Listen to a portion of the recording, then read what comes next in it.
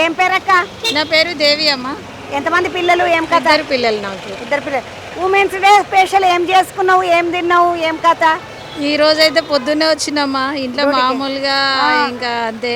ఈ duty traffic duty కదమ్మా, పొద్దున్నే రావాల్సి వస్తుంది. ఇంటి దగ్గర ఏదో మన మట్టుకే. మాకు ఇక్కడ సార్ వాళ్ళందరూ బాగా హెల్ప్ చేస్తారు, విజ్ చేస్తారు. ఉమెన్స్ డే కోసం చెప్పారు. తీసుకో ఉమెన్స్ డే అని అనలేదా పాప? అది ఏముండదమ్మా, లీవ్ అంటే ఇంకా కష్టం కదా. చాలా మంది ఇవాళ రేపు అందరం చేస్తున్నాం కదా డ్యూటీస్. మరి పోరలు విష్ చేసి చేస్తారు. ఏమైనా గిఫ్ట్లు ఇస్తారు? సాయంత్రం ఇస్తారమ్మా, ఇంకా పొద్దున్నంటే కుదరదు కదా. కుదరదు. వాళ్ళు ఏమైనా వండి పెట్టుడు, పిల్లలే పని చేసుడు అదేం చేయరు. మనమే వండాలి, మనమే పెట్టాలి.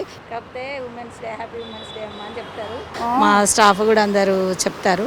పర్లేదు బాగానే. మా ఇంతకుముందు అది సిపి సార్ కూడా అందరిని పిలిపించి మాట్లాడేసి 1 day సెలవు ఇచ్చారు ఇంతకుముందు సార్ వాళ్ళు.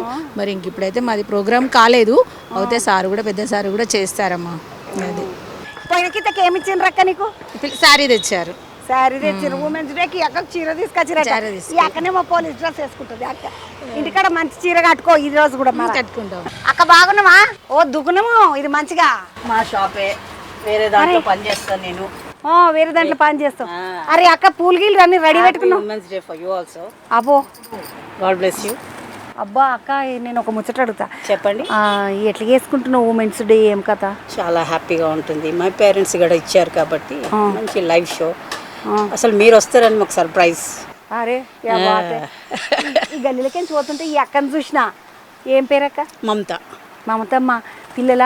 ఒక బాబు రాహుల్. రాహుల్ చదువుకుంటున్నాడా? జాబ్ చేస్తారు. బడు బుడ్డోడు చెప్పిండా మరి నీకు? రాహుల్ అమ్మ హ్యాపీ ఉమెన్స్ డే అని చెప్తాడు. రేపు మా హస్బెండ్ కూడా బర్త్డే. 2 కలిపి చేసుకుంటారు దావత్.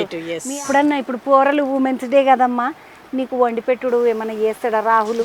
అప్పుడప్పుడు హెల్ప్ చేస్తారు, నాకు ఫుల్ హెల్ప్ చేస్తాడు. సపోర్ట్ గా ఉంటాడు, మనీ పర్పస్ గా ఉంటాడు. మనీ పర్పస్ అంటే సాయం చేస్తుంటాడు. నాకు ఇప్పుడు ఏమైనా అవసరం ఉందంటే ఇమీడియట్లీగా సర్వీస్ చేయగలుగుతాడు. మమతమ్మ ఏం చదువుకున్నావు? ఏం కథ? నేను ఇంటర్ చేశాను. ఇంటర్ చేసినావు, మంచిగా మాట్లాడుతున్నావు నువ్వు. టీచింగ్ జాబ్ కూడా చేశాను.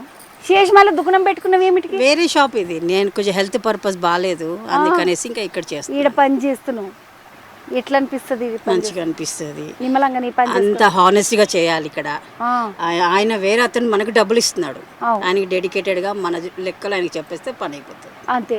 టీచర్ కాలు వేసిండ్రా అంటే వాళ్ళ లెక్కలే అలాగుంటాయి కదమ్మా.